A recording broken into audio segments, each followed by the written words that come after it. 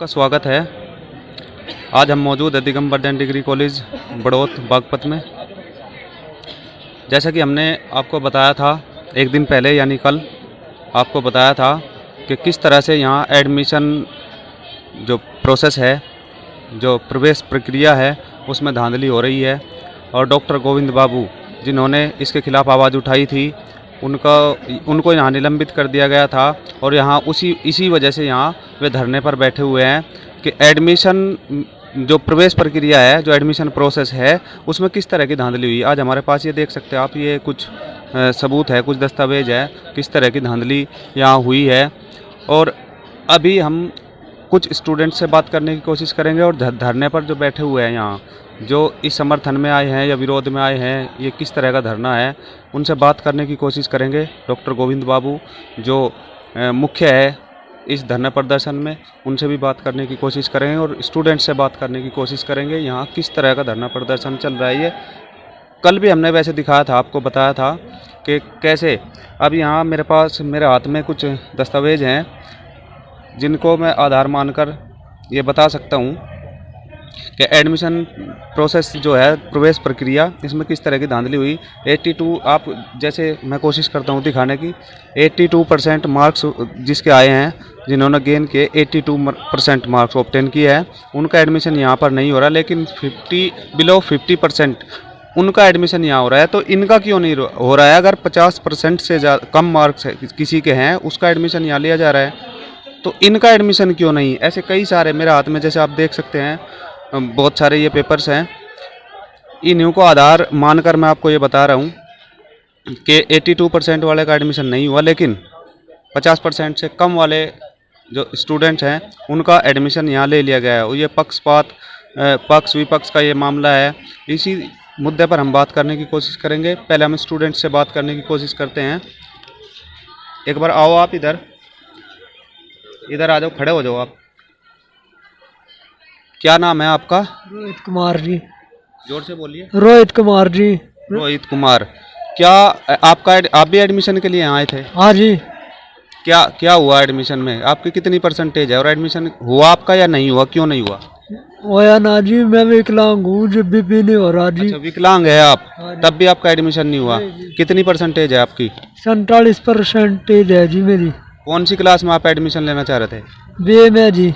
BA में? BA first year? BA first year R G. तो ये देखिए, आपको ये एक विकलांग जो बच्चा है, ये विद्यार्थी है, बीए फर्स्ट ईयर में एडमिशन लेना चाह रहा था, लेकिन इसका भी एडमिशन नहीं हुआ। तो कुछ और स्टूडेंट यहाँ पर है, आप आओ।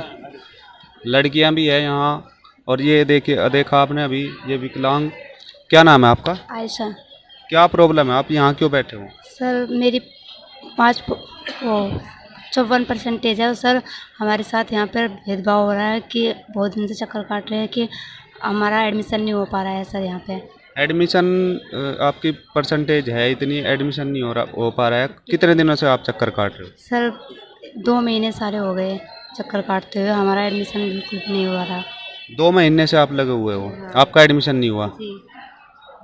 आपने प्रिंसिपल से बात की, किसी से बात की, जो कमेटी है उससे बात की? जी सर से बात की थी जी हमने। क्या कहा उन्होंने?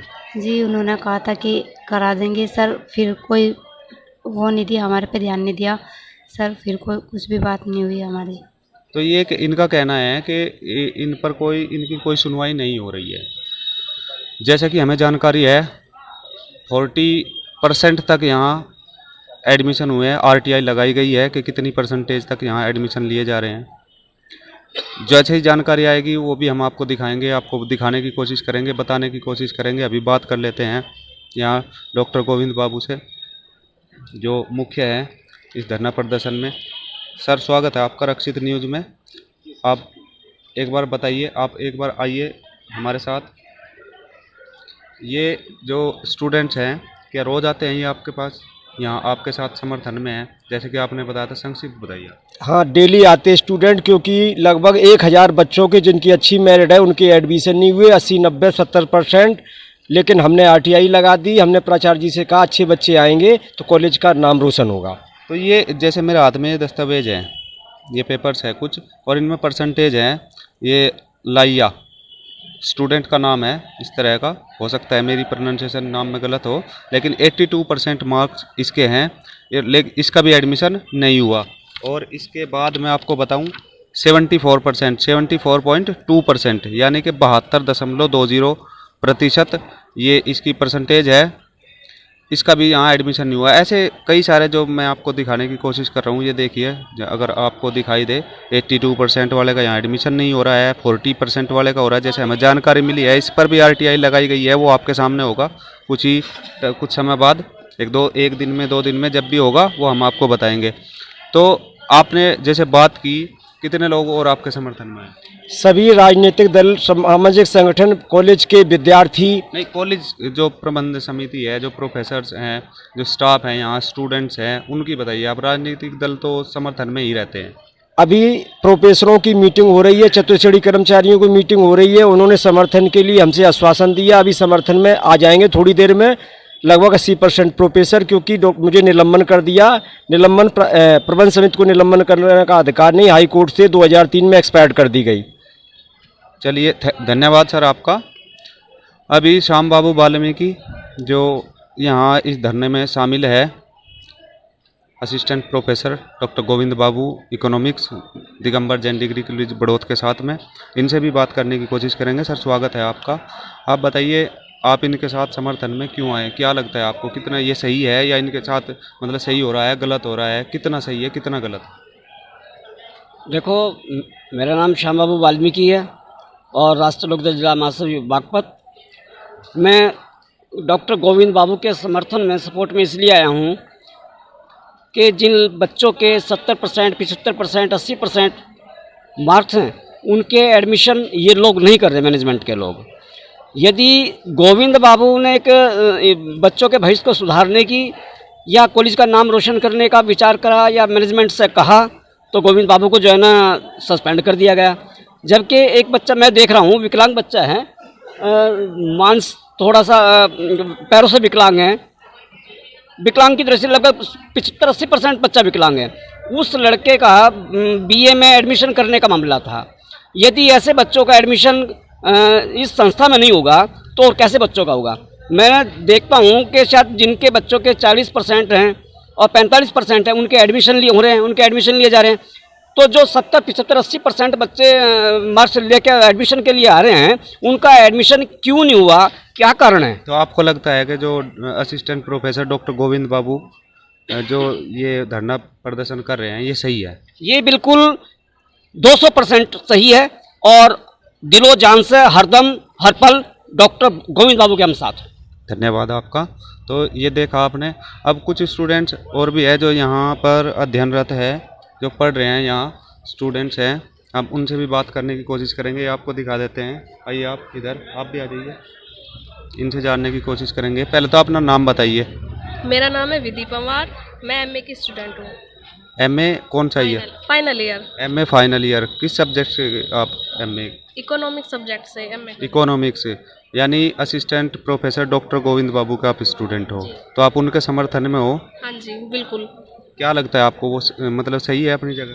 बिल्कुल सही है। जो भी गोविंद सर के साथ हुआ है वो गलत है, ऐसा नहीं होना चाहिए। जबकि सभी पढ़े लिखे हैं, एजुकेटेड है, सबको पता है क्या सही है और क्या गलत है। ऐसा क्यों किया? ऐसा इस बात का कोई रीज़न होना चाहिए, ऐसा क्यों किया गया? ऐसा नहीं होना चाहिए। वो तो कौन, आप किसको दोषी मानते हैं इसमें? हम इसमें जो भी एडमिशन कमेटी थी, जो भी एडमिशन कर रहे थे, एक तो वो और जो प्रिंसिपल, जिनके वजह से ये सब हुआ है। किस तरह की धांधली हुई, किस विषय में ये धरना प्रदर्शन है, किस मामले को लेकर? एडमिशन में हुई है। एडमिशन में या और भी बहुत सारे रीज़न हैं, लेकिन एडमिशन में सबसे ज़्यादा हुई है। जो ज़्यादा मेरिट वाले बच्चे थे उनके एडमिशन ना लेके कम मेरिट में जो एडमिशन हुए हैं, वो इसमें हेराफेरी की गई है। ये तो डॉक्टर गोविंद बाबू को निलंबित क्यों किया गया? वो इसलिए किया गया है क्योंकि उन्होंने गरीब बच्चों की हेल्प की और उनका फेवर लिया। बच्चों का जो भी उनके पास हेल्प करने के लिए, हेल्प मांगने के लिए उनके फेवर में बोला। मतलब उन्होंने कहा कि पक्षपात नहीं होना चाहिए, मेरिट के आधार पर यहाँ प्रवेश प्रक्रिया जो है मेरिट के आधार पर अपनाई जानी चाहिए। उन्होंने सही और गलत बताया, लेकिन जब किसी को समझ में नहीं आया कि सही क्या है क्या गलत है, वो तो अपना एक रीज़न रख रहे थे, अपनी बात रख रहे थे कि क्या सही और क्या गलत है। उन्होंने सिर्फ एक चांस भी दिया था एडमिशन वालों को कि ये सही नहीं है, ऐसे करो, लेकिन उन्होंने नहीं किया। वो बात नहीं माने तो उनके साथ ऐसा होना ही था। अच्छा, ऐसा क्यों होना था? मतलब अगर कोई सही के साथ खड़ा है, विरोध कर रहा है गलत का, तो उनके साथ ऐसा होना ही था। क्यों हुआ ये? क्योंकि उन्होंने गलती की है, एडमिशन वालों ने गलती की है। उन्हें ऐसा नहीं करना चाहिए था। बार बार गोविंद सर ने उन्हें समझाया, उनकी समझ में आना चाहिए था। वो पढ़े लिखे हैं, एक प्रोफेसर दूसरे प्रोफेसर के साथ ऐसा नहीं कर सकता। और जो भी उन पे आरोप लगाए वो सब झूठे हैं। अच्छा, झूठे आरोप। तो देखा आपने, ये स्टूडेंट है असिस्टेंट प्रोफेसर डॉक्टर गोविंद बाबू की, इकोनॉमिक्स से एमए सेकेंड ईयर की, एमए फाइनल की ये स्टूडेंट है। तो ये भी प्रोफेसर सर के जो धरना प्रदर्शन है उनके समर्थन में है, ये यहाँ बैठी हुई है। कब से आप यहाँ हो? हम यहाँ परसों से ही बैठे, जब से ये धरना शुरू हुआ है। एक बात और मैं कहना चाहूँगी, अगर गोविंद सर को सस्पेंशन ऑर्डर उनका अगर निरस्त नहीं किया गया या उन्हें वापस इसी कॉलेज में नहीं रखा गया या ट्रांसफ़र कर दिया गया, तो हम यूनिवर्सिटी एग्ज़ाम कोई भी स्टूडेंट एमए का नहीं देगा और यूनिवर्सिटी जो है वो रिज़ल्ट प्रिपेयर नहीं करेगी फाइनल ईयर का। तो ये देखिए, स्टूडेंट्स ने ये ठान लिया है कि वो परीक्षा भी नहीं देंगे। अब इनसे बात करने की, क्या नाम है आपका? रजनी कुमारी। थोड़ा जोर से बोलिए। मेरा नाम है रजनी कुमारी। आप क्या हो, यहाँ एडमिशन के लिए आए हो या आप यहाँ पे पढ़ते हो? सेकेंड ईयर में पढ़ती हूँ, इकोनॉमिक्स से। एमए सेकेंड ईयर, यानी कि आप साथ में ही हो आप? जी सर।